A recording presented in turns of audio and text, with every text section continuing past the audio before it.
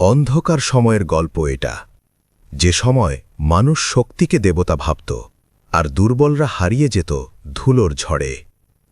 কিন্তু সেই অশান্ত পৃথিবীতে জন্ম হয়েছিল এমন এক মানুষের, যার নামকে সম্মান জানাতে আল্লাহ নিজ হাতে কোরআনে একটি সূরার নাম রেখেছেন। তিনি কি নবী ছিলেন? তার কি ছিল অমরতার কোনো রহস্য? কেন মানুষ বলে তিনি নাকি 1000 বছরেরও বেশি বেঁচে ছিলেন?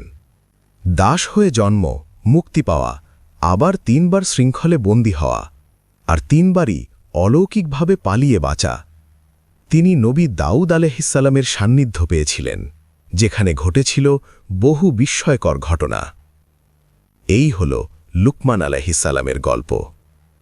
একজন সাধারণ দাস, যাকে আল্লাহ বানিয়ে দিলেন যুগের শ্রেষ্ঠ ওলিদের একজন, যার প্রজ্ঞা, তাকওয়া আর ধৈর্য আজও মানুষকে শেখায় মানুষের জন্ম যদি দাস হিসাবে হয়ও তার রুহের মর্যাদা আসমান পর্যন্ত উঠতে পারে। আপনি দেখছেন journey by Islam Bangla channel.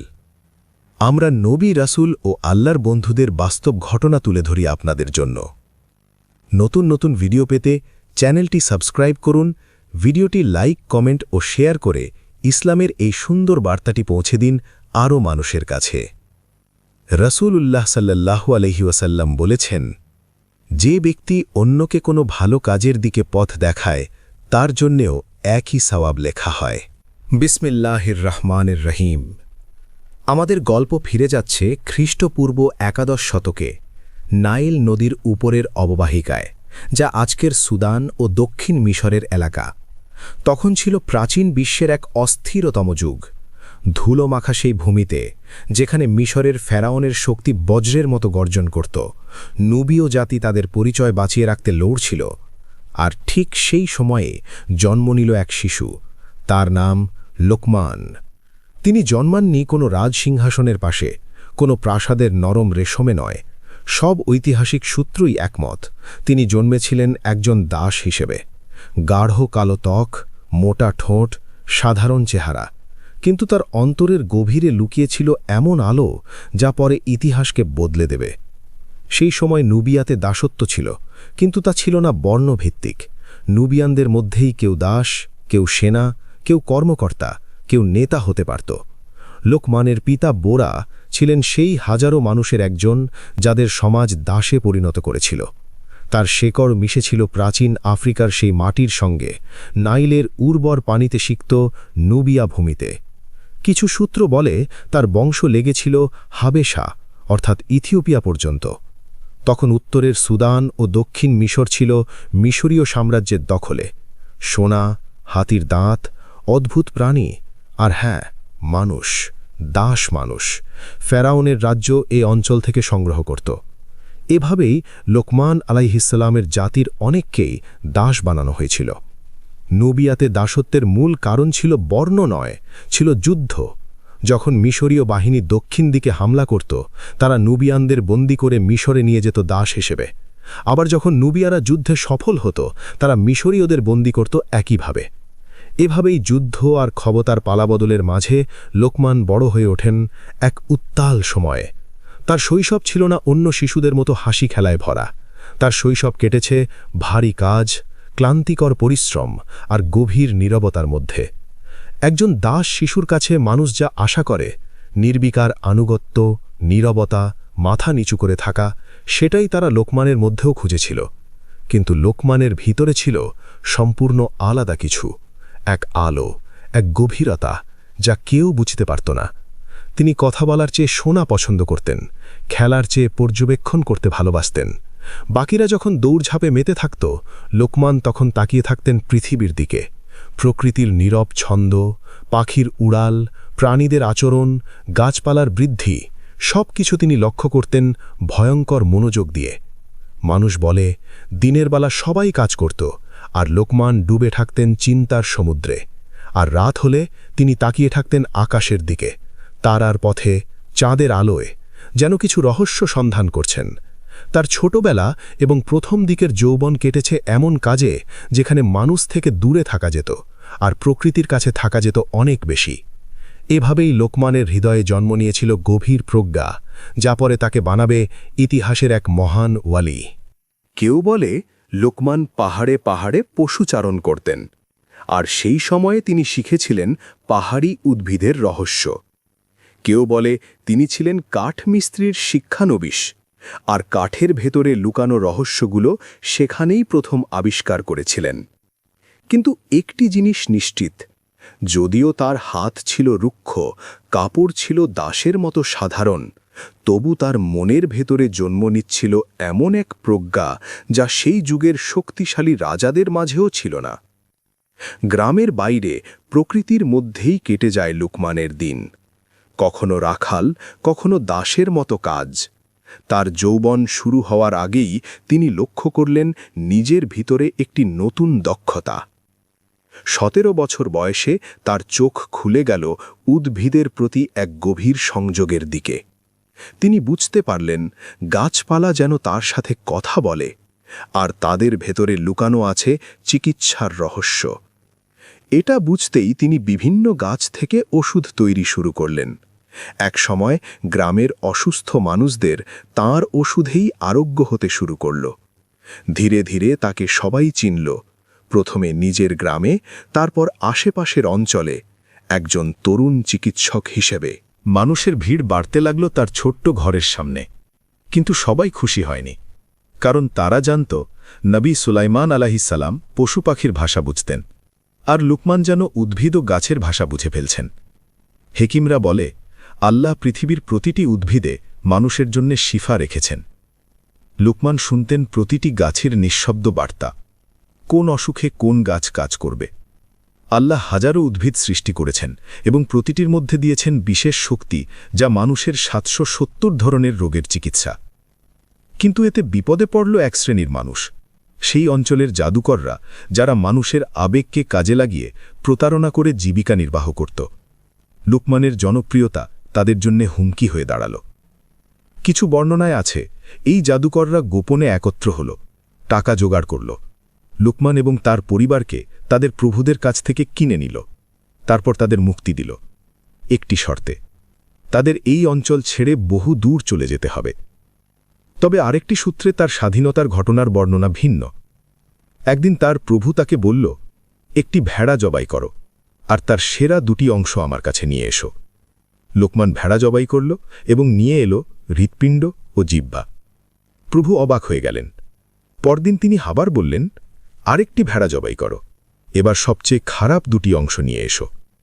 Lokman আবার নিয়ে এলো হৃৎপিণ্ড ও জিহ্বা। প্রভু ক্রুদ্ধ হয়ে উঠলেন। প্রভু রাগে কেঁপে উঠলেন। এ কি করছো তুমি লোকমান? লোকমান শান্ত স্বরে উত্তর দিলেন, হে প্রভু, যদি মানুষ সৎপথে থাকে তবে হৃদয়ে এবং জিহ্বার চেয়ে উত্তম কিছুই নেই, আর যদি মানুষ খারাপ পথে চলে যায় তবে হৃদয়ে এবং জিহ্বার চেয়ে ভয়ঙ্কর নিকৃষ্ট কিছুই নেই। এই গভীর কথায় প্রভুর মন নরম হয়ে গেল। এরপরই বর্ণনাগুলোতে বলা হয়েছে এই কথোপকথনের পরে তার প্রভু তাকে মুক্তি দেন। তখন লুকমানের বয়স মাত্র 17 বা 18 বছর। ছোট বয়স, কিন্তু প্রজ্ঞা ছিল পাহাড়ের মতো গভীর। এখন তিনি স্বাধীন। এখন তিনি ভ্রমণ করতে পারবেন দূর দেশে, নতুন গাছের সন্ধানে, অজানা উদ্ভিদের রহস্য জানার জন্য। এবং ঠিক তাই হল। তার যাত্রা পৌঁছাল মিশর পর্যন্ত। সেখানে তিনি আবিষ্কার করলেন অসংখ্য নতুন উদ্ভিদ, বাড়াতে লাগলেন নিজের জ্ঞান, আর খুঁজে পেলেন আরও বহু রোগের চিকিৎসা। কিছু সূত্র বলে লুকমান আলাইহিসসালাম ছিলেন আইয়ুব আলাইহিসসালাম এবং ইব্রাহিম আলাইহিসসালামের বংশধর। কুরআনে সূরা লুকমানে আল্লাহ বলেছেন, আর নিশ্চয়ই আমরা লুকমানকে প্রজ্ঞাবান করেছি। এই আয়াতই তার মর্যাদা আকাশ পর্যন্ত তুলেছে।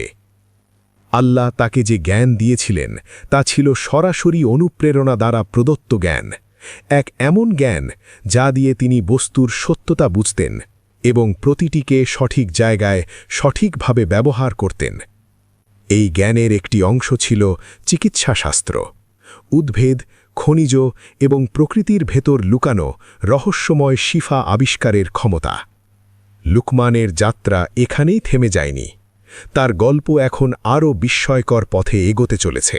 লুকমান আলাইহিসসালাম এই জ্ঞানের কারণে চিকিৎসাশাস্ত্রের প্রতিষ্ঠাতা হিসাবে সম্মান অর্জন করলেন। রাসূলুল্লাহ সাল্লাল্লাহু আলাইহি ওয়াসাল্লাম বলেছেন, লুকমানের চিন্তাভাবনা গভীর, তিনি প্রতিটিতে সৌন্দর্য বুঝতে পারেন, তার হৃদয় ভরা ভালোবাসায়, আর তিনি এমন একজন দাস যাকে আল্লাহ প্রজ্ঞা ও মমতা দিয়েছেন। কিছু মানুষ মনে করে লুকমান আলাইহিসসালাম হয়তো নবী ছিলেন, কিন্তু ইসলামী বিদ্বানদের সাধারণ মত হল তিনি নবী ছিলেন না। তবুও আল্লাহ তাকে এমন প্রজ্ঞা এবং প্রভাব দিয়েছেন যা মানুষকে আজও অনুপ্রাণিত করে। তারা বলে লুকমান আলাইহিসসালাম ছিলেন একজন ধার্মিক দাস, যার প্রতি আল্লাহ বিশেষ জ্ঞান এবং প্রজ্ঞা দিয়েছিলেন। তিনি ৩ জন মানুষের মধ্যে একজন যাদের নবিত্ব নিয়ে বিতর্ক আছে। বাকি 2 জন হলেন জুলকারনাইন এবং উজায়ের। কথা আছে খিদ্র আলাইহিসসালাম, যিনি কিছু মানুষ বিশ্বাস করেন আজও জীবিত। তারপর সবচেয়ে দীর্ঘজীবী ব্যক্তি হলেন লুকমান আলাইহিসসালাম। যখন তিনি মিশরে এলেন, তার খ্যাতি দ্রুত ছড়িয়ে পড়ল। তিনি মানুষকে চিকিৎসা করতে শুরু করলেন, কিন্তু সাথে সাথে পেয়েছিলেন শত্রু, কারণ জাদুকররা এবং নকল চিকিৎসকরা তার জনপ্রিয়তা সহ্য করতে পারছিল না। যেই কুৎসিত কথাগুলো নবী ও অলিদের বিরুদ্ধে ব্যবহৃত হতো, একই কথা এখন লুকমানের জন্যেও ব্যবহার করা হল। মানুষ মিথ্যা রটাতে শুরু করল এবং অবশেষে তিনি হলেন একটি ষড়যন্ত্রের লক্ষ্য। ফেরাউনের দমন নীতি কার্যকর হল, লুকমানকে শাস্তি দেওয়া হল এবং কারাগারে ফেলা হল। তিনি মিশরে বহু বছর বন্দী থাকলেন, ঠিক যেন নবী ইউসুফ আলাইহিসসালামের মতো। এই বন্দিদশার দিনগুলো সহজ ছিল না, এগুলো ছিল প্রার্থীদের মতো কঠিন জীবন। কারাগারে থাকাকালীন তিনি শিখলেন কষ্ট সহ্য করতে, ধৈর্য ধরতে, অসুস্থদের সাহায্য করতেন এবং অনেক সময় কাটাতেন গভীর চিন্তাভাবনা এবং ইবাদতে। শাস্তি সম্পূর্ণ করার পর অবশেষে লোকমান আলাইহিসসালাম মুক্তি পেলেন। এটাই তার জীবনের দ্বিতীয় বড় মোড়। প্রথমটি ছিল দাসত্ব থেকে মুক্তি পাওয়া, কিন্তু এরপর তিনি আবার কারাগারে পড়েছিলেন, শৃঙ্খলে বন্দী হয়েছিলেন। এবার আল্লাহ তাকে দ্বিতীয়বার মুক্তি দিলেন। রুমি যেমন বলেছেন, লোকমান 2 বার রান্না হয়েছেন। একজন মানুষ যিনি দাস হিসেবে জন্মেছিলেন, যিনি একবার মুক্তি পেলেন কিন্তু পুনরায় কারাগারে পড়ে সবকিছু হারানোর ধোঁয়ায় ছিলেন, কিন্তু আল্লাহর পরিকল্পনা আলাদা ছিল। তিনি পরিণত হওয়ার জন্য ইতিহাসে এমন একজন হয়ে যেতেন যাকে ভুলা যাবে না। লোকমানের হৃদয় বেছে নিল শুদ্ধতা, ঘৃণা নয়, যারা তাকে আঘাত করেছিল তাদের প্রতি। এটি আল্লাহর দৃষ্টিতে তার মর্যাদা বাড়াল। মুক্তি পাওয়ার পর লোকমানের দৃষ্টি ঘুরল উত্তরের দিকে। লুকমান আলাইহিসসালাম মরুভূমি ও উপত্যকা পার হয়ে শেষে পৌঁছালেন ফিলিস্তিনের ভূমিতে, একটি জায়গা যেখানে নবীরা হেঁটেছেন, যেখানে হুঁশিয়ারি ও ওয়াহির ছোঁয়া লেগেছে মাটিতে, এমনকি বাতাসও ধারণ করেছিল দিব্য সত্যের ওজন। কিছু সূত্রে বলা হয় তিনি সেখানে দীর্ঘ সময় জীবনযাপন করেছিলেন, 700 বছর, আর কিছু লেখায় 1000 বছর পর্যন্ত বলা হয়েছে। এই কারণে ধারণা করা হয় তিনি নবী দাউদ আলাইহিসসালামের যুগে বাস করেছেন। বেশিরভাগ ইসলামী পণ্ডিত একমত যে তারা একই সময়ে ছিলেন। ইসলামী সূত্র, তাফসির বই এবং নবী ঐতিহাসিক গ্রন্থগুলো পরীক্ষা করলে বোঝা যায় দাউদ এবং লুকমান আলাইহিসসালামের সম্পর্ক পূর্ণ ছিল শ্রদ্ধা, কোমলতা ও প্রজ্ঞায়। যখন লুকমান ফিলিস্তিন অঞ্চলে পৌঁছালেন, তিনি প্রথমবারের মতো দেখা করলেন দাউদ আলাইহিসসালামকে। এটি ছিল ইসরায়েলের সন্তানদের জন্য একটি ঐতিহাসিক মোড়। একপাশে ছিলেন দাউদ আলাইহিসসালাম, যাকে আল্লাহ রাজত্ব ও নবুয়ত্ব উভয়ই দিয়েছেন, যার প্রশংসা প্রতিধ্বনিত হতো পাহাড় এবং পাখিদের মাধ্যমে। অন্য পাশে ছিলেন লুকমান আলাইহিসসালাম, যার বাণী মানুষের হৃদয়কে শতাব্দীর জন্য পথ দেখাবে। বর্ণনা অনুযায়ী লুকমান প্রায়ই দাউদ আলাইহিসসালামের সমাগমে উপস্থিত থাকতেন। কিছু সূত্রে বলা হয় সময়ের সঙ্গে সঙ্গে তিনি এমনকি দাউদ আলাইহিসসালামের সহকারীও হয়ে ওঠেন। তাদের সম্পর্ক গড়ে উঠেছিল নবীর কর্তৃত্ব এবং প্রজ্ঞাবান ব্যক্তির গভীরতার মধ্যে সুন্দর সমতার ওপর। একদিন লুকমান প্রবেশ করলেন দাউদ আলাইহিসসালামের ব্যক্তিগত কর্মকক্ষে। সেখানে দাউদ আলাইহিসসালাম এক মহান অলৌকিক কাজ সম্পাদন করছিলেন। আল্লাহ তাকে বিশেষ ক্ষমতা দিয়েছিলেন। যেমন জানা যায়, আল্লাহ নবী দাউদ আলাইহিসসালামকে শিখিয়েছিলেন লোহার ওপর আগুন ব্যবহার করে কাজ করার কলা, যার মাধ্যমে তিনি লোহা নরম করে নিজের ইচ্ছামতো আকার দিতে পারতেন। যখন লুকমান আলাইহিসসালাম প্রবেশ করলেন, তিনি দেখলেন দাউদ আলাইহিসসালাম লোহার আংটি জোড়া লাগাচ্ছেন, বোনা করছেন এবং আকার দিচ্ছেন। দাউদ আলাইহিসসালাম প্রথমবারের মতো তৈরি করছিলেন লোহার এক সাজোয়া বর্ম। লুকমান পুরোপুরি বুঝতে পারছিলেন না দাউদ আলাইহিসসালাম ভিতরে ঠিক কি করছেন। তার অন্তরে উদ্ভূত হল প্রশ্ন, হে আল্লাহ নবী, আপনি কি তৈরি করছেন? এটার উদ্দেশ্য কি? কিন্তু তখন লুকমান আলাইহিসসালাম মনে করলেন সেই গভীর নীতি, যা তাকে হাকিম বা প্রজ্ঞাবান খেতাব দিয়েছে। প্রজ্ঞা মানে দ্রুত সিদ্ধান্ত নেওয়া নয়, প্রজ্ঞা মানে সঠিক সময়ে নীরব থাকা। তিনি ঘণ্টা ধরে বসে দেখলেন, কোনো প্রশ্ন ছাড়াই, শুধু পর্যবেক্ষণ করলেন কিভাবে দাউদ আলাইহিসসালামের হাতে লোহা ধীরে ধীরে আকার নিচ্ছে। শেষে দাউদ আলাইহিসসালাম কাজ শেষ করলেন। তিনি সাজোয়া বর্মটি পরলেন, দাঁড়িয়ে বললেন, এ তো সুন্দর বর্ম, যুদ্ধের সময় রক্ষা করবে, কত শক্তিশালী ঢাল। লুকমান আলাইহিসসালাম ধৈর্যের ফল পেলেন। তিনি জিজ্ঞেস না করেও শিখিলেন। সেই মুহূর্তে তিনি বললেন প্রসিদ্ধ কথা, নীরবতা হল প্রজ্ঞা, কিন্তু খুব কম মানুষ এটি করে। যেহেতু দাউদ আলাইহিসসালামকে আল্লাহ নবুয়তি এবং জাবুর দিয়েছিলেন, লুকমান আলাইহিসসালাম তার কথা শুনতেন গভীর শ্রদ্ধায়।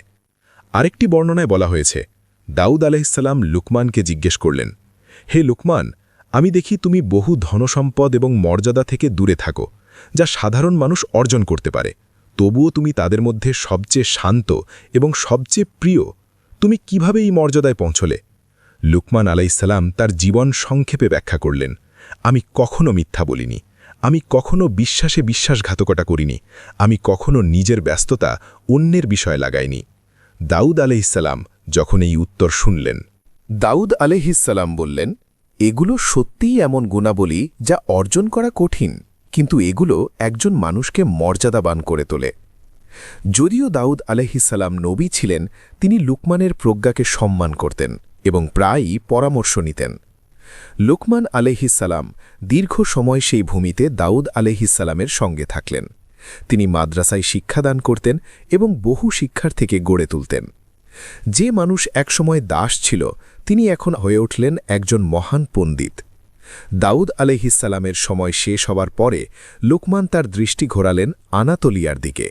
তার জন্য আনাতোলিয়ার ভূমিতে পৌঁছানো, যা উর্বরতার কারণে স্বর্গের বাগান হিসাবে বর্ণিত, একটি বিশাল সুযোগ ছিল। লুকমান আলাইহিসসালাম সেখানে তার যাত্রা চালিয়ে গেলেন। গাছপালা নিয়ে কাজ করতেন, মানুষকে সাহায্য করতেন। কিন্তু একদিন একটি ঘটনা ঘটল। একদিন লুকমান বাজারে হেঁটে যাচ্ছিলেন, উপযোগী উদ্ভিদ খুঁজতে। সেই সময় একই বাজারে ছিলেন এক সুপরিচিত রাজকীয় ব্যক্তি তার নতুন দাসকে নিয়ে। কিছুদিন আগে সেই রাজকীয় ব্যক্তি তার দাস হারিয়েছিলেন এবং রাগান্বিত হয়ে তাকে খুঁজছিলেন। ঠিক সেই মুহূর্তে তিনি দেখলেন লুকমান।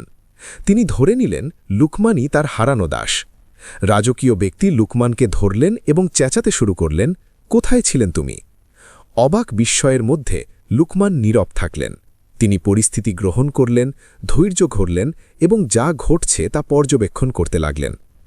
যদিও দীর্ঘ সময় তিনি অন্যায়ের শিকার হলেন, শেষে সেই ব্যক্তি বুঝলেন যে তিনি ধরেছেন লুকমানকে, দাসকে নয়।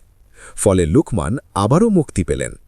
এবার লুকমান হয়ে উঠলেন এমন এক পবিত্র দাস, যিনি উদ্ভিদ ও গাছের সত্যতা বুঝতেন। কিন্তু তার জ্ঞান যথেষ্ট ছিল না। তিনি আরও শিখতে চাইতেন, গোপন রহস্য আবিষ্কার করতে চাইতেন। তিনি নিজেকে প্রশ্ন করলেন, আমি কি আরও কিছু বড় অর্জন করতে পারি? আর সেই বড় ছিল অমরত্বের সূত্র। প্রকৃতিতে কি লুকিয়ে থাকতে পারে অমরত্বের রহস্য? এই প্রশ্নই শুরু করল লুকমানের এক নতুন অনুসন্ধান। লুকমান আলাইহিসসালামের সম্পর্কে সবচেয়ে প্রচলিত গল্প হল তার অমরত্বের খোঁজ এবং সেই সূত্র আবিষ্কারের বিশ্বাস। কিন্তু এই ধারণা কিছুটা অস্বস্তিকর মনে হয়, কারণ একজন ধার্মিক দাস, আল্লাহর প্রিয়, জানেন মৃত্যু কোনো শেষ নয়, এটি হল চিরন্তন জীবনের সূচনা। সত্যিকারের অমরত্ব ইতিমধ্যেই আছে। এই কারণে সম্ভবত লোকমান আলাইহিসসালাম যে খুঁজছিলেন তা ছিল অমরত্ব নয়, বরং যৌবন বৃদ্ধির ওষুধ বা দীর্ঘায়ুর রহস্য। আর আল্লাহ সর্বশ্রেষ্ঠ জানেন। যখন লোকমান বাবিলন থেকে আনাতোলিয়ার ভূমিতে ফিরে আসলেন, তিনি আদানাতে স্থায়ী হলেন, কারণ এখানে ছিল এমন উদ্ভিদ যা বিশাল বৈচিত্র্যে বৃদ্ধি পেত। আজ বিজ্ঞান আমাদের দেখিয়েছে উদ্ভিদ একে অপরের সঙ্গে যোগাযোগ করে এবং এমন প্রতিক্রিয়া দেখায় যা আবেগের মতো। লুকমান আলাইহিসসালাম বহু আগে থেকেই এই রহস্য জানতেন। তিনি উদ্ভিদের কণ্ঠ শুনতে পারতেন এবং তাদের সঙ্গে যোগাযোগ করতে পারতেন। একটি সুপরিচিত কিংবদন্তি অনুসারে প্রাচীন মিসিসের অঞ্চলে লুকমানের এমন ক্ষমতা ছিল। লুকমান আলাইহিসসালাম মানুষের চিকিৎসা চালিয়ে যাচ্ছিলেন উদ্ভিদ ভিত্তিক ওষুধ দিয়ে, সাথে অনুসন্ধান করছিলেন যৌবন বৃদ্ধির ওষুধের রহস্য। একদিন প্রাচীন মিসিস ব্রিজের কাছে একটি প্লেন ট্রিয়ের কাছে হেলান দিয়ে গভীর চিন্তায় ডুবে লোকমান হঠাৎ শুনলেন ঘাসের ভেতর থেকে একটি কণ্ঠ। একটি ফুল যা তিনি আগে কখনো দেখেননি ফিসফিস করে বলল, যে রহস্য তুমি এতদিন খুঁজছ সবটাই আমার মধ্যে আছে। এই কথা শুনে লুকমান সঙ্গে সঙ্গে উঠলেন, ফুলের দিকে এগিয়ে গেলেন এবং কথা বলতে শুরু করলেন। ফুলটি লুকমানকে ধাপে ধাপে সব কিছু বলল। যে কোনো জ্ঞানের প্রয়োজন ছিল তা সব প্রকাশ করল। লুকমান সব তথ্য লিখলেন তার নোটবুকে, যেখানে তিনি বহন করতেন। যৌবন বৃদ্ধির ওষুধের সূত্র, যা তিনি বহু বছর খুঁজেছেন, এখন তার হাতে। উত্তেজনায় তিনি উঠে দাঁড়ালেন এবং তাড়াহুড়া করে বাড়ির দিকে হাঁটতে লাগলেন। কিন্তু মিসিস ব্রিজ পার হওয়ার সময় একটি অপ্রত্যাশিত ঘটনা ঘটল। হঠাৎ বাতাস বইতে লাগল। নোটবুকটি লুকমানের হাত থেকে উড়ে গেল এবং মিসিস নদীতে পড়ে গেল। কিছু মানুষ বলেন এটি ছিল অমরত্বের সূত্র, কিছু বলেন এটি ছিল যৌবন বৃদ্ধির ওষুধের সূত্র। যাই হোক, রহস্য হারিয়ে গেল। লুকমান দৌড়ে গেলেন নোটবুক বাঁচাতে, কিন্তু তিনি পৌঁছতে পারলেন না। কয়েকদিন পরে তিনি নদীর তীর থেকে পেলেন একটি ছেঁড়া পৃষ্ঠা মাত্র। কেউ মনে করে এই পৃষ্ঠার কারণে পরবর্তী যুগে চিকিৎসাশাস্ত্রের উন্নয়ন হল। লুকমান আলাইহিসসালাম পৃথিবী জুড়ে ঘুরে চিকিৎসার জ্ঞান ছড়িয়ে দিলেন বহু স্থানে। তিনি 1000 বছর বাঁচলেন এবং অসংখ্য শিক্ষার্থীকে গড়ে তুললেন। লুকমান আলাইহিসসালাম মানবজাতির জন্য সাহায্য করতেন, অসুস্থদের চিকিৎসা করে। এমনকি আজও পৃথিবীর অনেক অংশে লুকমানকে উদ্ভিদ চিকিৎসার পিতা হিসাবে সম্মানসহ মনে রাখা হয়। আমরা যদি লুকমানের প্রজ্ঞাময় পরামর্শ থেকে শিক্ষা নিই এবং আমাদের জীবনে প্রয়োগ করি, তাহলেই আমরা সর্বোত্তম কাজ করতে পারি। যেমনটি দেখা যায় তার সন্তানের সঙ্গে কথোপকথনে। একদিন লুকমান আলাইহিসসালাম তার ছেলেকে বললেন, হে আমার পুত্র, জীবনে কখনো 3টির প্রতি ছাড় দিও না। সেরা খাবার খাওয়া, সবচেয়ে আরামদায়ক বিছানায় ঘুমানো, সবচেয়ে বিলাসবহুল বাড়িতে বসবাস করা। ছেলে প্রশ্ন করল, কিন্তু পিতা, আমরা তো গরিব, আমরা কিভাবে এগুলো করতে পারি? লোকমান উত্তর দিলেন, যদি তুমি সত্যি ক্ষুধার্ত হলে খাও, তাহলে তুমি সেরা খাবার খেয়েছ। যদি তুমি কঠোর পরিশ্রম করো এবং ক্লান্ত হলে ঘুমাও, তাহলে তুমি সবচেয়ে আরামদায়ক বিছানায় ঘুমিয়েছ। যদি তুমি মানুষদের প্রতি সদয় হও, তাহলে তুমি তাদের হৃদয়ে স্থান পাব, এবং এটি এমনই যেন তুমি সবচেয়ে বিলাসবহুল বাড়িতে বসবাস করছ। মানবজাতির জন্য লোকমানের 6টি মূল পরামর্শ। যৌন মিলন অতিরিক্ত করো না। যৌন আনন্দে লোভ করো না। রাতের ঘুম সঠিক রাখো, দিনের সময় জাগ্রত থাকো। প্রস্রাব ধরে রাখো না, দেরি করো না। মধ্যরাতে হঠাৎ উঠে পানি খাওয়ার চেষ্টা করো না। পেট ভরা অবস্থায় আবার খেও না, যাতে ব্যথা বা ভার অনুভব না হয়।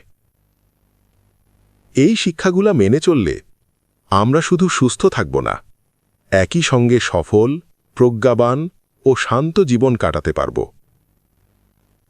লোকমান আলাইহিসসালামের জীবন আমাদের শিখিয়েছে প্রজ্ঞা, ধৈর্য, উদ্ভাবন ও মানব সেবার প্রতি নিষ্ঠা। একদিন লোকমান আলাইহিসসালামকে জিজ্ঞেস করা হল, সর্বশ্রেষ্ঠ আশীর্বাদ কি? তিনি উত্তর দিলেন, ভালো চরিত্র। তাদের জিজ্ঞেস করা হল, সবচেয়ে উত্তম ধন কি? লোকমান বললেন, স্বাস্থ্য। একদিন তারা জিজ্ঞেস করলেন, মানুষের কোন অঙ্গ সবচেয়ে মিষ্টি এবং কোনটি সবচেয়ে তিক্ত? তিনি উত্তর দিলেন, হৃদয় এবং জিহ্বা। যদি তাদের মালিক ভালো হয় তারা মিষ্টি হয়, যদি তাদের মালিক খারাপ হয় তারা তিক্ত হয়।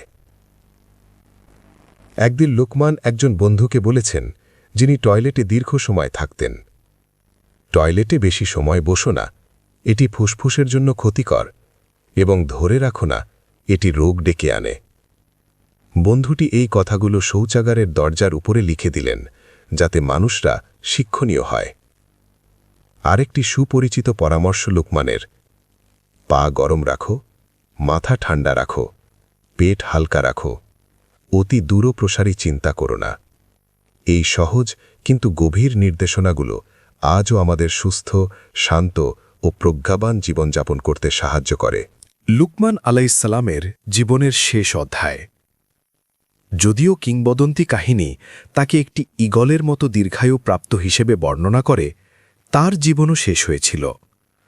প্রচলিত বিশ্বাস অনুযায়ী লুকমান আলাইহিসসালাম ইসরায়েলের সন্তানদের মধ্যে বিচারক হিসেবে সেবা করতেন এবং তিনি তার শেষ বছরগুলো ফিলিস্তিন অঞ্চলে কাটিয়েছেন।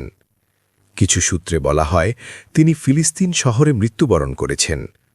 অন্যরা বলেন তিনি আইলে, লাল সাগরের কাছে মৃত্যুবরণ করেছেন, আজকের আকাবার অঞ্চলে। বিভিন্ন অঞ্চলে তার সমাধির দাবি আছে। ফিলিস্তিন, ইসলামী ইতিহাসবিদদের বেশিরভাগ মত এটি তার সমাধি। এটি একটি পবিত্র স্থান যেখানে ৭০ নবীর সমাধি আছে। ইয়েমেন, হুড আলাইহিসসালামের সমাধির কাছে বলা হয়। লেক টিবেরিয়াস, কেউ কেউ পূর্বপুকুলে মনে করেন। তারসুস, তুরস্ক, সবচেয়ে পরিচিত স্থান হল উলু মসজিদের পাশে তারসুস মেরসিন, যা প্রতীকী মাকাম হিসাবে পরিদর্শন করা হয়। বাগদাদ এবং হাটায়, এখানেও কিছু মাকাম লুকমান আলাইহিসসালামকে সমর্পিত। হাদিস ও সূত্রসমূহ। রাসূলুল্লাহ এসে লোকমান আলাইহিসসালামকে স্তুতি সহকারে উল্লেখ করেছেন। যখন তিনি সূরা লোকমানের আয়াত ব্যাখ্যা করছিলেন, লোকমানের মর্যাদা স্পষ্ট করেছিলেন। লোকমান আলাইহিসসালাম ছিলেন এমন এক দাস যিনি আল্লাহর শক্তি ও মহানত্ব সম্পর্কে গভীরভাবে চিন্তা করতেন, যিনি সুন্দরভাবে ঈমান ধারণ করেছিলেন। তিনি আল্লাহকে ভালোবাসতেন এবং আল্লাহ তাকে ভালোবেসেছিলেন। আল্লাহ তাকে প্রজ্ঞা দিয়ে সম্মানিত করেছিলেন। ইতিহাসবিদ যেমন তাবরি, ইবন কাসির লিখেছেন, যখন সাহাবাগণ সূরা আল আনাম ৮২ আয়াত শুনেছিলেন, তারা লুকমান আলাইহিসসালামের প্রজ্ঞা এবং আধ্যাত্মিক মর্যাদা উপলব্ধি করলেন। লুকমান আলাইহিসসালামের জীবন আমাদের শেখায় প্রজ্ঞা, ধৈর্য, মানব সেবা এবং আল্লাহর প্রতি ভালোবাসা ও ভক্তি। যারা ঈমান এনেছে এবং নিজেদের ঈমানে কোনো ধরনের অত্যাচার বা ভুল মিশিয়ে দেয়নি। এই আয়াত নাজিল হলে সাহাবারা ভীত হয়ে পড়লেন। তারা বললেন, হে আল্লাহর রাসূল, আমাদের মধ্যে কে আছে যে নিজেকে কোনো ভুলে লিপ্ত করেনি? রাসূলুল্লাহ সাল্লাল্লাহু আলাইহি ওয়াসাল্লাম তাদের সান্ত্বনা দিয়ে বললেন, এটি তোমরা যা ভাবছ তা নয়। এরপর তিনি লুকমান আলাইহিসসালামের সেই উপদেশের দিকে ইঙ্গিত করলেন, হে আমার প্রিয় সন্তান, আল্লাহর সঙ্গে কাউকে শরিক করো না, কারণ শিরক একটি মহাজুলম। সূরা লুকমান আয়াত ১৩। সুতরাং আয়াতে উল্লেখ করা জুলম বলতে শিরককেই বোঝানো হয়েছে। বুখারী, মুসলিম। লুকমান আলাইহিসসালামের উৎপত্তি সম্পর্কে হাদিস। এক হাদিসে রাসূলুল্লাহ সাল্লাল্লাহু আলাইহি ওয়াসাল্লাম সাহাবাদের জিজ্ঞেস করলেন, তোমরা কি জানো লুকমান কোথা থেকে ছিলেন? সাহাবারা বললেন, আল্লাহ ও তার রাসূলই ভালো জানেন। রাসূলুল্লাহ সাল্লাল্লাহু আলাইহি ওয়াসাল্লাম বললেন, তিনি ছিলেন হাবাসা বা ইথিওপিয়া থেকে। তিনি ছিলেন কৃষ্ণবর্ণ। একটি অন্য বর্ণনায় ইবনে আব্বাস রাদিয়াল্লাহু আনহু বলেন, লুকমান আলাইহিসসালাম ছিলেন হাবাসার একজন কৃষ্ণবর্ণ মানুষ, যার ঠোঁট ছিল মোটা এবং পা ছিল চ্যাপ্টা। কিন্তু তার মর্যাদা উঠেছিল এত উঁচুতে কারণ আল্লাহ তাকে হিকমাত বা প্রজ্ঞা দান করেছিলেন। লুকমান আলাইহিসসালামের একটি উপদেশ রাসূলুল্লাহ সাল্লাল্লাহু আলাইহি ওয়াসাল্লাম দ্বারা বর্ণিত। রাসূলুল্লাহ সাল্লাল্লাহু আলাইহি ওয়াসাল্লাম বলেছেন, লুকমান আলাইহিসসালাম বলতেন, নিশ্চয়ই আল্লাহ যখন কোনো কিছু আমানত হিসেবে রেখে দেন তিনি তা কখনো হারান না, বরং তিনি তা রক্ষা করেন। বোঝা জরুরি যে লুকমান আলাইহিসসালাম শুধু দেহের রোগের চিকিৎসক ছিলেন না, তিনি ছিলেন আত্মার চিকিৎসক, একজন হিকমতপূর্ণ মানুষ এবং একজন জ্ঞানী পিতা। কুরআনে উল্লেখিত তার উপদেশগুলোই প্রমাণ করে তার শিক্ষা ছিল সমগ্র মানবজাতির জন্য একটি সার্বজনীন শিক্ষা মডেল, এবং আমাদের এই শেষ পর্বটি সেই মডেল ব্যাখ্যা করতেই নিবেদিত। সূরা লুকমান তাফসীর। আল্লাহ তাআলা কুরআনে লুকমান আলাইহিসসালামের মর্যাদা সম্পর্কে বলেন। সূরা লুকমানের আয়াত 12তে আল্লাহ বলেন, আমি তো লুকমানকে হিকমত দান করেছিলাম এবং বলেছিলাম, আল্লাহর প্রতি কৃতজ্ঞ হও। যে কৃতজ্ঞতা প্রকাশ করে সে নিজেরই উপকার করে, আর যে অকৃতজ্ঞ হয় নিশ্চয়ই আল্লাহ অমুখাপেক্ষে সমস্ত প্রশংসার অধিকারী।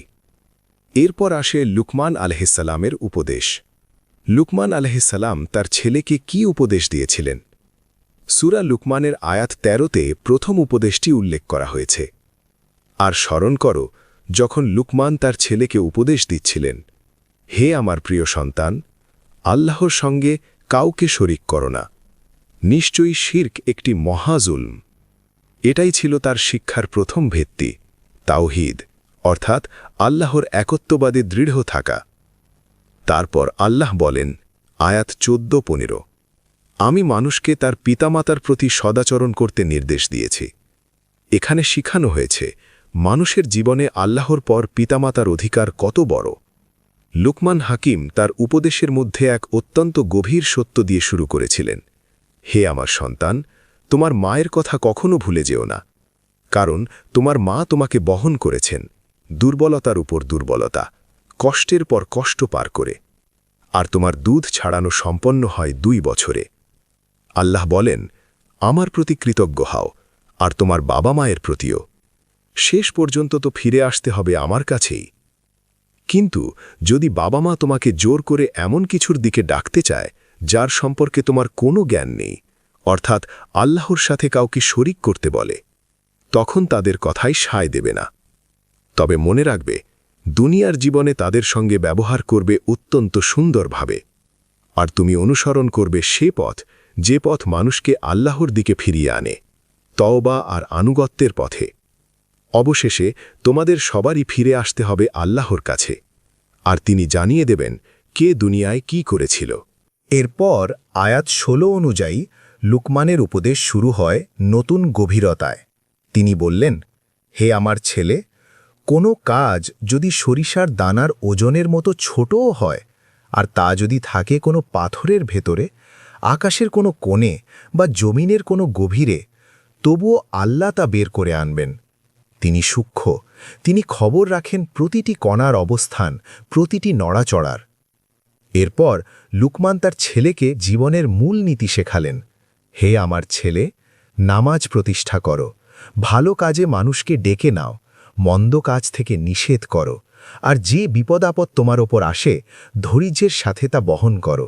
নিশ্চয়ই এগুলো আল্লাহর দেয়া গুরুত্বপূর্ণ নির্দেশ। তারপর তিনি অহংকার সম্পর্কে সতর্ক করলেন, মানুষের দিকে মুখ ঘুরিয়ে অহংকার দেখিও না, আর পৃথিবীতে হাঁটিও না ঔদ্ধত্য ভরে, কারণ আল্লাহ অহংকারী ও গর্বিতদের কখনো পছন্দ করেন না। মাটির বুকে গর্ব ভরে মাথা উঁচু করে হাঁটা মানুষকে আল্লাহ ভালোবাসেন না, আর হাঁটার ভঙ্গিমায় অহংকার এটাও আল্লাহর কাছে অপছন্দনীয়।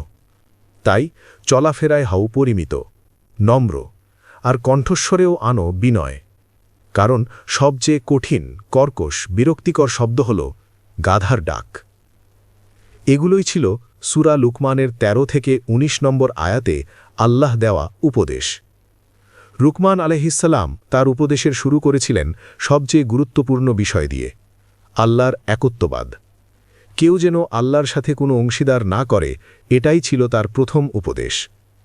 এই বিষয়ে ব্যাখ্যা দিতে গিয়ে শেইখ রাবি আল মাদখালি তার আলোচনায় লিখেছেন, বুদ্ধিমত্তা হল যে কোনো বিষয়কে তার সঠিক স্থানে স্থাপন করা। লুকমান আলাইহিসসালামের প্রজ্ঞা এখানেই। তিনি তার উপদেশ এমনভাবে সাজিয়েছেন যাতে প্রথমেই মানুষ সবচেয়ে জরুরি সত্যটি বুঝে নেয়। এটা ঠিক সেই নীতির মতো যা রাসূলুল্লাহ সাল্লাল্লাহু আলাইহি ওয়াসাল্লাম মুয়াজ ইবন জাবাল রাদিয়াল্লাহু আনহুকে শিখিয়েছিলেন যখন তাকে ইয়াহুদি ও খ্রিস্টানদের মাঝে দাওয়াত দিতে পাঠানো হলো। রাসূলুল্লাহ সাল্লাল্লাহু আলাইহি ওয়াসাল্লাম বললেন, তুমি তাদের সামনে প্রথমেই এ কথা পৌঁছে দেবে, আল্লাহ ছাড়া সত্যিকার উপাস্য আর কেউ নেই। তারপর তিনি সালাত, নামাজের গুরুত্ব এবং জাকাত অর্থাৎ ফরজ দানের কথা উল্লেখ করেন। বুখারী ও মুসলিম। একই নীতিতে লুকমান আলাইহিসসালাম তার ছেলেকে ডাকলেন তাওহীদের দিকে। বললেন, আল্লাহকে এক জানা, একমাত্র উপাস্য হিসেবে মানা, এটাই সবচেয়ে বড় সত্য, আর তার সাথে অংশীদার স্থাপন করা এটাই সবচেয়ে বড় অন্যায়। এরপর লুকমান আলাইহিসসালাম তার ছেলেকে আদেশ করলেন নামাজ প্রতিষ্ঠা করতে, সৎ কাজের আদেশ দিতে এবং অন্যায় অবিচার থেকে মানুষকে ফিরিয়ে আনতে। এগুলোই তার প্রজ্ঞার স্পষ্ট প্রমাণ। কারণ একজন জ্ঞানী মানুষ জানেন ঈমানের পর সবচেয়ে জরুরি হল আমল, আর আমলের মাঝে প্রথমেই আসে সালাত। এরপর সূরা লুকমানের 14 ও 15 নম্বর আয়াতে আল্লাহ আমাদের দৃষ্টি ফেরালেন মাতা পিতার হকের দিকে। তিনি স্মরণ করিয়ে দিলেন মা কি ভয়াবহ কষ্টে সন্তানকে গর্ভে ধারণ করেন, দুর্বলতার পর দুর্বলতা, যন্ত্রণার পর যন্ত্রণা সহ্য করে দিন রাত জেগে সন্তানকে বড় করেন। ইবন কাসির এই আয়াতের তাফসিরে বলেন, আল্লাহ বিশেষভাবে মায়ের ত্যাগের কথা উল্লেখ করেছেন কারণ সন্তান যেন মায়ের সেই অকল্পনীয় পরিশ্রম এবং নিঃস্বার্থ ভালোবাসা কখনো ভুলে না যায়। মা রাত দিন জেগে ক্লান্তি অসহ্য বোঝা নিয়ে সন্তানের জন্য যে ত্যাগ করেন, এই আয়াত সেই ত্যাগের স্মারক। শাইখ মাদকালি বলেন, আল্লাহ যখন বলেন, শেষে তোমাদের ফিরে আসা আমার কাছেই, এটি একটি ভয়ঙ্কর সতর্কতা। তিনি জানিয়ে দিচ্ছেন, এই দুনিয়ায় তুমি যে কাজগুলো করে গেছ, কৃতজ্ঞ ছিলে কিনা, তোমার উপর ফরজ যে দায়িত্বগুলো ছিল সেগুলো কি তুমি ঠিকমতো পালন করেছ, তার সব কিছুর হিসাব কিয়ামতের দিন নেওয়া হবে। 15 নম্বর আয়াত সম্পর্কে শাইখ মাহদি আলী বলেন, যদি তোমার মা বাবা তোমাকে আল্লাহর আনুগত্যে উৎসাহিত করেন, তোমাকে সঠিক পথে গড়ে তোলেন, তোমার চরিত্রকে নেকির উপর প্রতিষ্ঠা করেন, তাহলে তাদের এই সহযোগিতা আল্লাহর পক্ষ থেকে তোমার জীবনে এক বরকত। যদি বাবা মা তোমাকে আল্লাহর পথে পরিচালনা করেন, তাহলে অবশ্যই তাদের কথা শুনতে হবে। কিন্তু যদি তারা তোমাকে আল্লাহর সাথে শরিক স্থাপন বা কুফরের দিকে চালিত করতে চেষ্টা করে, তাহলে তাদের সেই নির্দেশে কখনো আজ্ঞাবহ হওয়া যাবে না। তবুও সাধারণ ন্যায়পরায়ণতা এবং ভদ্র আচরণ তাদের প্রতি বজায় রাখতে হবে।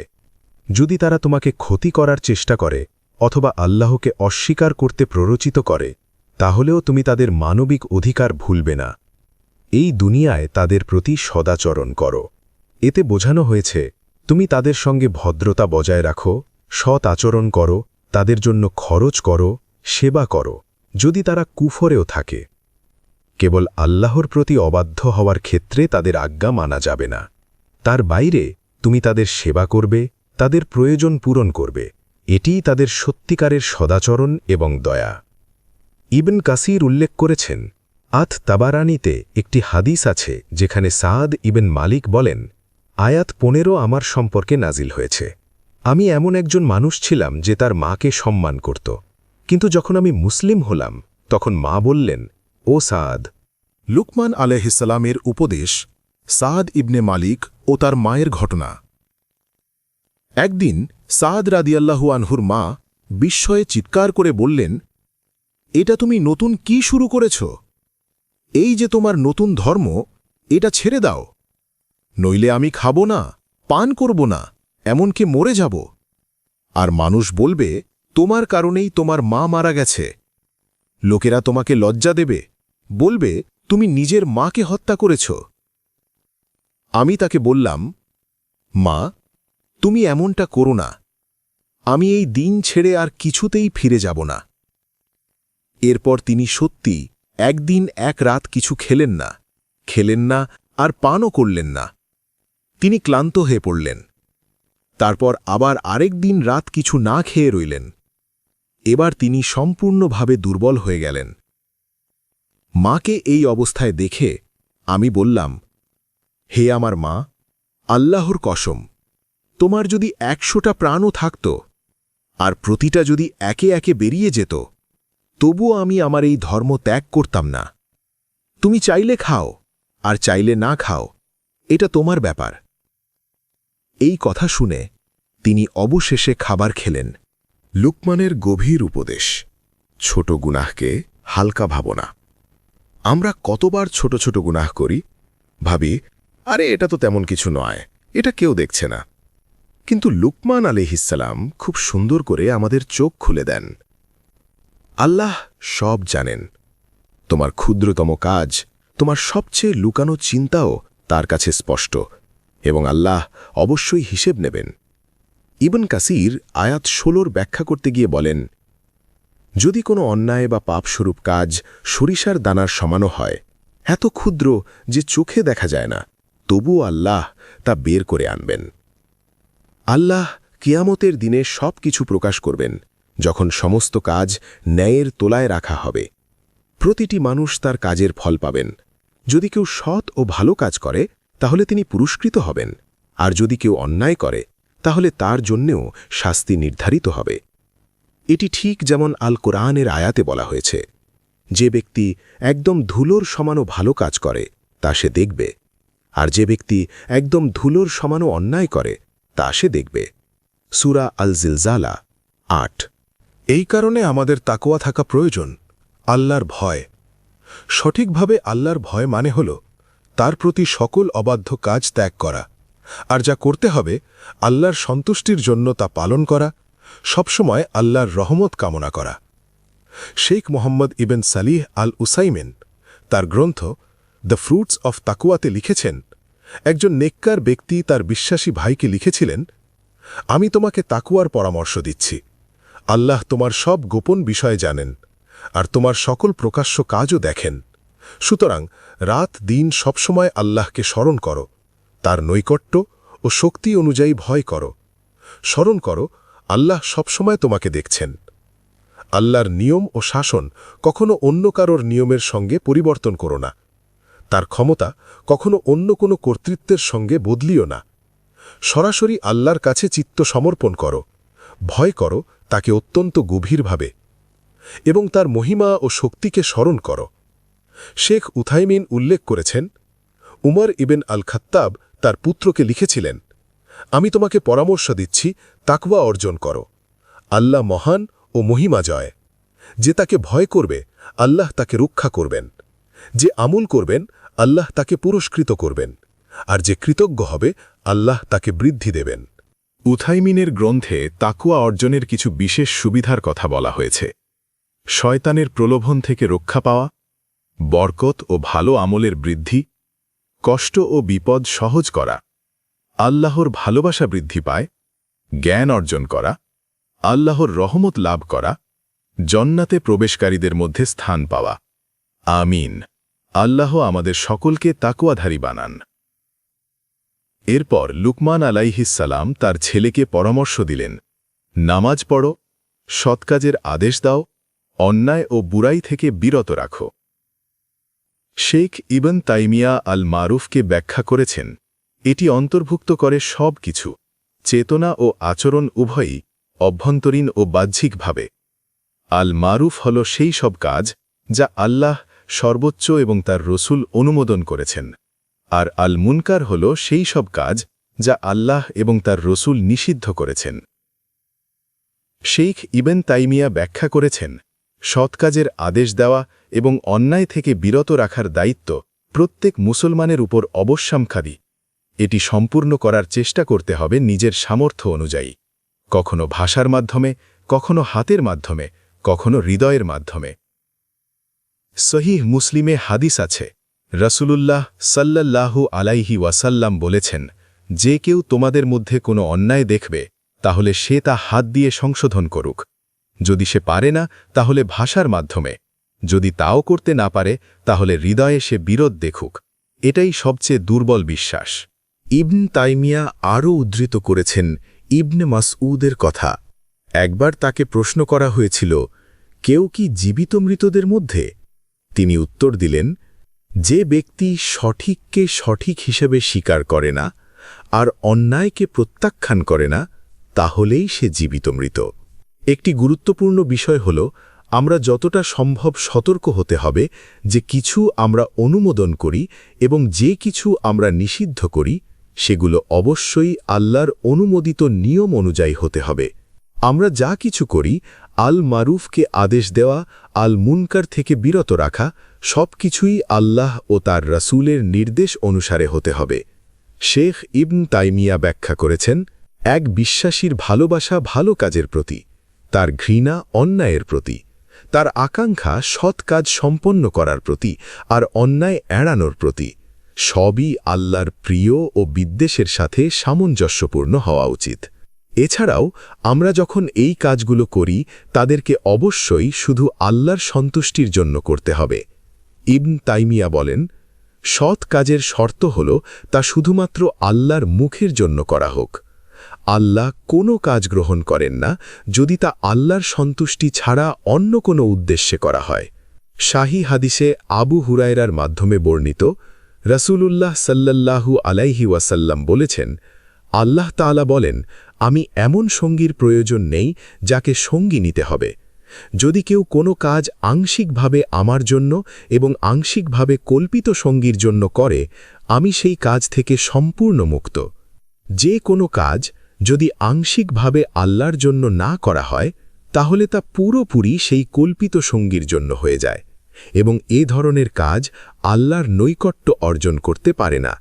এটি করার জন্য প্রয়োজন সঠিক জ্ঞান, করুণার মনোভাব এবং ধৈর্য। লুকমান আলাইহিসসালাম তার পরামর্শের শেষ পর্যায়ে তার ছেলেকে বলেছেন, ও আমার সন্তান, যা কিছু তোমার সঙ্গে ঘটুক, ধৈর্য ধারণ করো। সত্যি এগুলি কিছু গুরুত্বপূর্ণ আল্লাহর আজ্ঞা। সূরা লুকমান, আয়াত 17। ইবন কাসির তার তফসিরে ব্যাখ্যা করেছেন, লুকমান আলাইহিসসালাম জানতেন যে যে কেউ সৎ কাজের আদেশ দেবে আর অন্যায় থেকে বিরত রাখবে, তিনি অবশ্যই মানুষের কষ্ট ও বিরক্তির মুখোমুখি হবেন। তাই তিনি তার ছেলেকে ধৈর্য ধরতে বলেছেন। শাহী হাদিসে বুখারী ও মুসলিমে বর্ণিত, রাসূলুল্লাহ সাল্লাল্লাহু আলাইহি ওয়াসাল্লাম বলেছেন, কাউকে এমন কোনো জিনিস দেওয়া হয়নি যা ধৈর্যের চেয়ে বড় ও ব্যাপক। ইবনে কাইয়িম আল জাউজিয়া বলেছেন, প্রত্যেক ব্যক্তিকে জীবনের কষ্ট মোকাবিলার জন্য ধৈর্য ধারণ করতে হবে, চাই সে স্বেচ্ছায় হোক বা অনিচ্ছায়। নেক ব্যক্তি ধৈর্য ধারণ করে সচেতনভাবে, কারণ সে জানে ধৈর্যের সুফল এবং ধৈর্য ধরলে পুরস্কৃত হবে, প্যানিক করলে সমালোচিত হবে। তিনি আরও বলেছেন, যে ব্যক্তি জ্ঞান লাভ করতে চায়, তার জন্য আল্লাহ ও তার রাসূলের কথা সর্বোচ্চ ও অগ্রাধিকার প্রাপ্ত হতে হবে এবং তা হবে সেই ভিত্তি যার উপর সব কিছু তৈরি হবে। রাসূলুল্লাহ সাল্লাল্লাহু আলাইহি ওয়াসাল্লামের নির্দেশনা অনুসরণ করতে হবে, ভিতরের দিক থেকেও এবং বাহ্যিক দিক থেকেও গভীরভাবে বোঝার চেষ্টা করতে হবে। শেখ আসাদি গর্বের দ্বিতীয় ধরন ব্যাখ্যা করেন, মানুষকে তুচ্ছ মনে করা বা নিচে দেখা, যা ঘটে কেউ নিজেকে অন্যদের থেকে বড় বা উঁচু ভাবার কারণে। সহিহ মুসলিমে বর্ণিত, রাসূলুল্লাহ সাল্লাল্লাহু আলাইহি ওয়াসাল্লাম বলেছেন, এক মুসলিম ভাইকে তুচ্ছ মনে করাই যথেষ্ট বড় দুষ্টতা।